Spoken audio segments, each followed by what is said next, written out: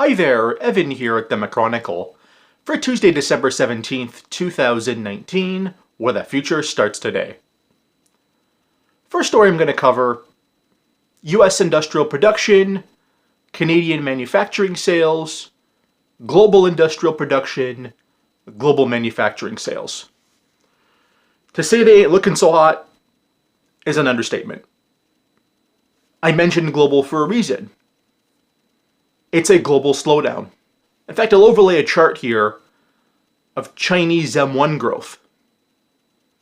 Still ain't no pickup there. And that has been, until the last couple of years, been the growth engine for the world. So that hasn't picked up. World trade volumes, still on the decline. The global economy as a whole, still slowing down. Now, one thing I always keep hearing, in 2014, 2015, 2016, we did the exact same thing and never went into a recession. Now remember this. Employment then wasn't slowing down. Now, employment, the leading indicators of it, are slowing down. Which is one of the big reasons, by the way, that I think at the end of Q2 2020 afterwards, we're going to slide right back down again. Remember this. Manufacturing is downstream from the consumer, which is the reason I follow these manufacturing PMIs so much. A purchasing manager for a manufacturing is buying based off their volumes for the next year, which is the reason why, hence, it's a leading indicator. And they're only going to purchase what the end user is going to buy, aka the consumer.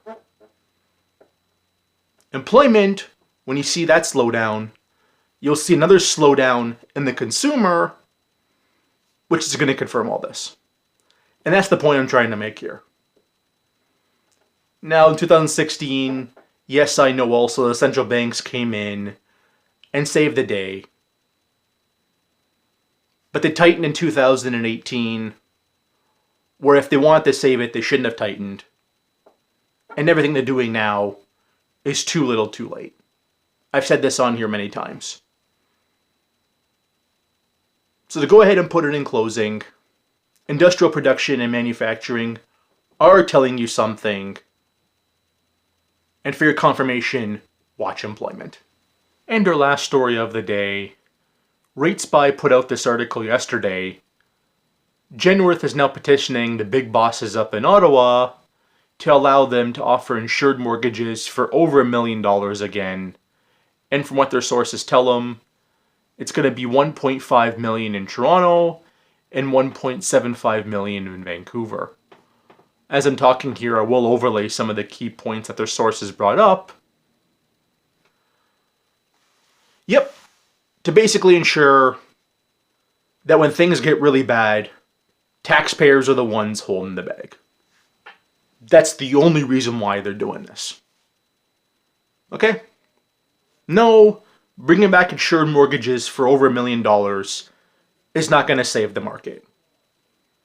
Because really, the only two people really buying out there right now are trade-up buyers from condos and laundered money. Those are the only two people really buying right now. Everyone else is long gone. And the higher in price point you go up with housing, the smarter the buyer becomes. Which is why I sometimes use the hashtag on Twitter, luxury always leads. Luxury is the smart money and will act first before everything else. Okay? Go ahead and understand that. And another point you're going to bring up, yes, I know, the private mortgages, which have picked up a big share of the mortgage market once the stress tests were put in, and that's what many people are using to buy homes. Yes, I understand that, but the people using those private mortgages are the people that typically buy a late cycle and always get stuck holding the bag. That's always what happens with these, alright? So the moral of the story, smart money's gone, it's not coming back. This whole insured mortgage thing is not going to work. It just reeks of desperation. That's all I'm going to say. Smash that like button, leave a comment, subscribe, follow both my Twitter accounts, and as always, my name is Evan. This is the McChronicle, where the future starts today.